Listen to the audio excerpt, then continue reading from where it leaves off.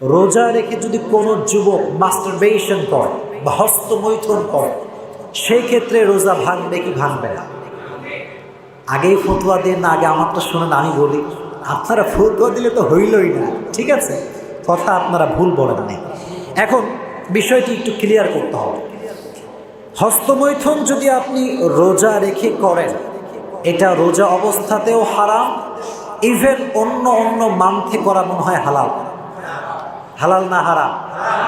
Everywhere, every time, যেখানে আপনি যান, যে কোনো সময় আপনি করেন না কেন, মাস্টারবেশন এটা করাকে হারাম করে দিয়েছে একজন, তিনি কে? এবার আসেন, মাস্টারবেশন করলে রোজা ভাঙবে কি ভাঙবে না? প্রশ্নের উত্তর হচ্ছে, কেউ যদি ইচ্ছাকৃতভাবে নিজের হাত দিয়ে নিজের লিঙ্গকে ফোর্স করে কোনো প্রকার সিমেন আউট করে, এবং তার যে বীর্যটা এটা যদি মণি হয়, অর্থাৎ গাঢ় বীর্য, বীর্যের মাঝে কিন্তু পার্থক্য আছে প্রিয় ভাইরা। মণি আছে, মাজি আছে, অনেকগুলো প্রকার ভেদ রয়েছে, সবগুলো বলা সম্ভব নয়। আমি জাস্ট বেসিক নলেজটা আপনাকে দেওয়া ট্রাই করছি।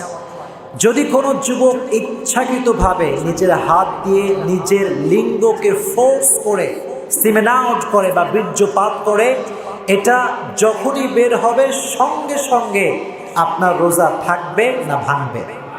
ভাঙবে। এবার আসুন আরেকটা পয়েন্ট। আপনি সিমেন আউট করছেন বা আপনি নিজের লিঙ্গ থেকে আপনার বীর্যকে বের করার জন্য প্রচুর পরিমাণে হাত দিয়ে ফোর্স করছেন, প্রিয় ভাইরা কি লজ্জা পাবেন না? এটা কিন্তু জানার বিষয়, বাঁচতে হলে জানার দরকার আছে না নাই? আর খতিব হিসেবে দিস ইজ মাই রেসপন্সিবিলিটি, এটা আমি মনে করি যে আমার দায়িত্ব। প্রত্যেকটা এমন ইস্যু, যেই ইস্যু মানুষ মুখে বলতেও লজ্জা পায়, এটা খতিব সাহেবের সবাইকে জানিয়ে দেওয়ার দরকার আছে না নাই? আচ্ছা, এটা আমার দায়িত্ব।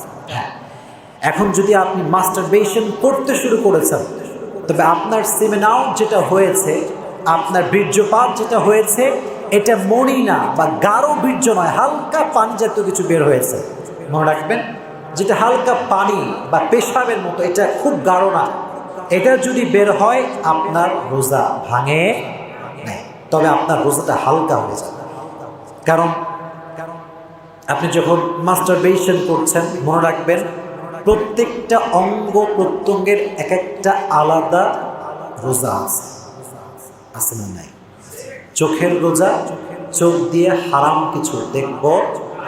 হাতের রোজা, হাত দিয়ে কোনো হারাম কামাই করব। ব্রেইনের রোজা, ব্রেইন দিয়ে কোনো প্রকার ব্যাড বা ইমোরালিটি, কোনো চিন্তা মাথায় নিয়ে আসব। তো আপনি যখন মাস্টারবেশন করছেন, আপনার হাত কি হারাম থেকে বেঁচে আছে? বলেন না কেন বেঁচে আছে? ইভেন আপনার যে লজ্জাস্থান, এটাও তো আপনার হারাম থেকে বেঁচে নাই। এজন্য আপনি যদি আপনার বডিকে হারাম কাজ থেকে সংযত না রাখতে পারেন, তাহলে আপনার রোজার যে একটা স্ট্রংনেস ছিল, একটা শক্তি ছিল, এই শক্তি থাকবে না হারিয়ে যাবে? বলেন, থাকবে না হারিয়ে যাবে? এই জন্য প্রিয় ভাইয়ারা, নিয়ত করেন, যদি আপনার এই বাজে অভ্যেস থাকে যে আপনি মাস্টারবেশনের মতো বাজে একটা নেশায় আপনি অ্যাডিক্টেড, আজ থেকে আমরা নিয়ত করি এই ধরনের বাজে কোনো কাজে আমরা যুবকরা কখনো ইনভলভ হব। জবান খুলে সকলেই পড়েন ইনশাআল্লাহ। আল্লাহ আপনাদের সবাইকে বোঝার তৌফিক দান করে, পড়েন আমিন। এবার আসেন, রমজানের সারাটা দিন পার করার পরে আমরা মাগরিবের সময় করি কি? ইফতার। বলেন নাকি? ইফতার। এবার আসেন গুরুত্বপূর্ণ একটি বিষয়, যেটি সবাইকেই জানতে হবে। সেটি কি? ইফতারির সময় মুসলমান কলিজার টুকরা ভাইয়ারা অনেক ভুল করে থাকে।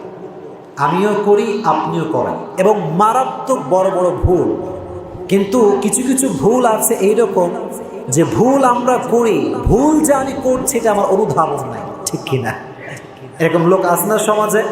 ভুল করে ঠিকই, কিন্তু সে যে ভুল করছে এটার কোনো চিন্তা তার মাথার ভেতরেই নাই।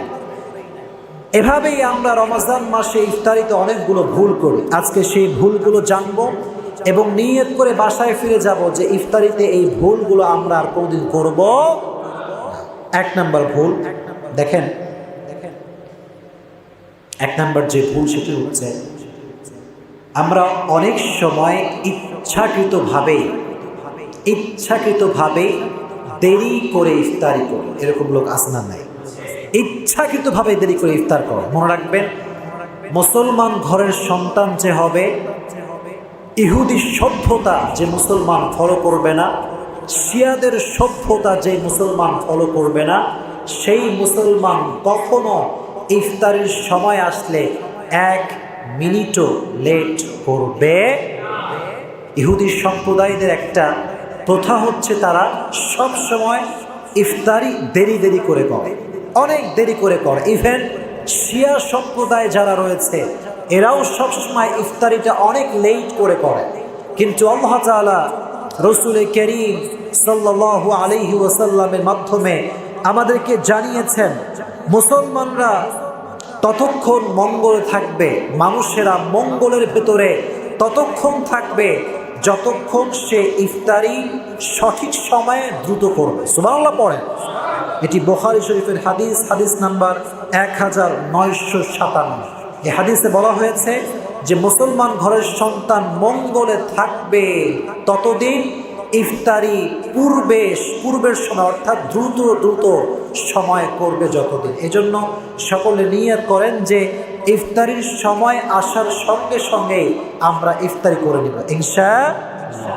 ইভেন আবু দাউদের হাদিস, রাসূল করিম সাল্লাল্লাহু আলাইহি ওয়াসাল্লাম বলেছেন, এই দিন, এই ইসলাম ততদিন কায়েম থাকবে যতদিন মুসলমান ইফতারিটা আগে করবে, ততদিন পর্যন্ত দিনটাকে গোটা বিশ্বে বাকি রাখবে একজন, তিনি কে? এজন্য প্রিয় ভাইরা, এই বিষয়টি স্মরণ রাখবেন যে ইফতারের সময় চলে আসার সঙ্গে সঙ্গে ইফতারি করে নেবেন। ডোন্ট বি লেট করা যাবে। আরেকটি বিষয়, আপনি এমন একটি জায়গায় আছেন যেখানে আজানের শব্দ আসে না। অনেক সময় দেখা যায় যে আমরা এমন এলাকায় বসবাস করি যেখান থেকে মসজিদের ডিস্টেন্সটা অনেক দূরে। এরকম হয় কি হয় না যে কানে আজানটা আসে না, ফ্যান ছাড়া থাকলেও আওয়াজ অনেক সময় আসে না। সেই ক্ষেত্রে করণীয় হচ্ছে যে আপনি সূর্যের দিকে তাকাবেন। যদি সূর্যটা ডুবে যায়, মনে রাখবেন আপনার ইফতারি করার সময় হয়ে গিয়েছে। আজান কানে না আসলেও যদি দেখেন সূর্যটা ডুবে গিয়েছে, আপনি সঙ্গে সঙ্গে ইফতারি করে নেবেন। ঠিক আছে ইনশাআল্লাহ? আল্লাহ আপনাদেরকে বোঝার তৌফিক দান করুন। আমিন। তাহলে 1 নাম্বার যে মিস্টেকটা আমরা করি সেটি হচ্ছে ইফতারিটা আমরা অনেক সময় লেট করে করি। তাহলে এই 1 নাম্বার মিস্টেক আজ থেকে নিয়ত করেন, রমজান মাস আসলে আপনি মিস্টেকটা করবেন